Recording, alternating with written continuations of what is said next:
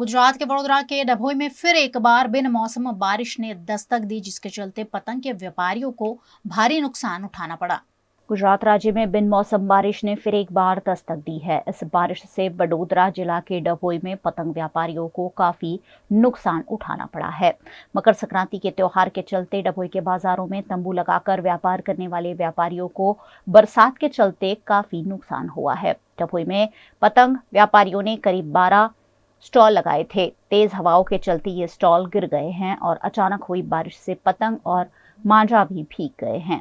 ये व्यापारी बरसात से अपने सामान की रक्षा करते हुए नजर आए।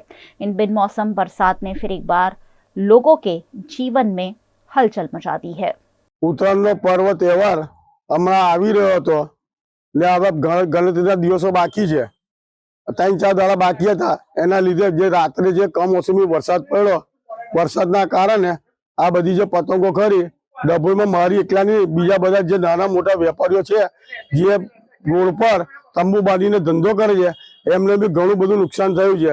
પ્લસ આ વખતે જે આસામમાંથી જે વાંસ આવતા હતા એના લીધે 20% જે વધારો થયો હતો, 20% વધારે।